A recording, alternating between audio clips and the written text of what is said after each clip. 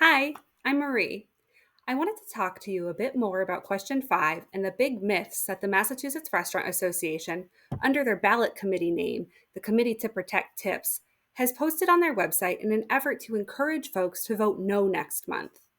This is a really contentious issue, and I think it's really important to examine some of what's being said and whether or not the statements and resources stand up to scrutiny. I am a restaurant industry veteran who started working in the industry at about 15 years old and spent nearly a decade in tipped positions before also moving up to management. I left the industry, though probably not forever, just a couple of years ago. I do want to acknowledge that I am going to vote yes on question 5, and that this is something I've advocated for over the past 8 years. But my goal here is really just to provide information as you make your own decision. I'm going to make a few videos about this topic, so feel free to check back. The first alleged myth the MRA calls out is that there is a sub-minimum wage in Massachusetts. They state that every worker in Massachusetts is already guaranteed to earn at least the current minimum wage of $15 an hour, including tipped employees. At a very basic level, this is incorrect.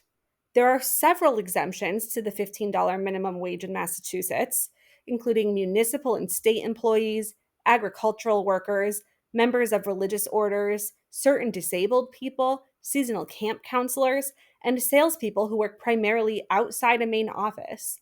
This is not the whole list. Now, I understand that the intention here is to convey that taking a tip credit of up to $8.25 so that you can pay tipped workers as little as $6.75 is not the same as a sub-minimum wage, because employers must still ensure workers are making the state minimum wage of $15 an hour. But to be honest, I think we're splitting hairs here. The fact of the matter is, as the law is currently written, employers have the opportunity to pay a lower rate for their workers' labor. Also, the MRA has literally referred to the two-tiered system as a sub-minimum wage as well. So it's hard to look at this one as anything but a PR spin, and a poorly researched one at that. No points. Number 2.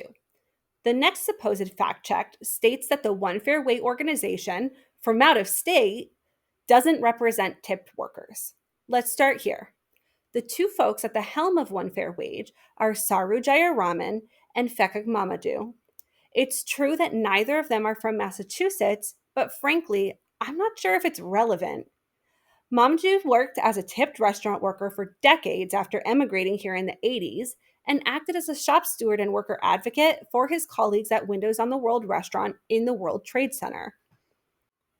After 9/11, along with Saru, Mamadou organized a worker center for the displaced workers called the Restaurant Opportunity Center, which grew into a national advocacy organization and then spun off into One Fair Wage to focus on eliminating the two-tiered wage system.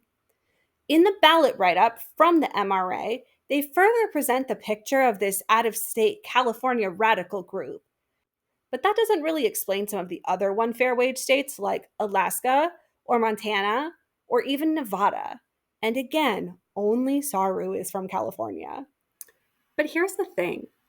I'm actually not sure we need to qualify this. Reasonable people are well aware that at times we may need resources from outside our own circles. One Fair Wage's leadership being from out of state is a truly absurd reason to disqualify the entire idea they propose.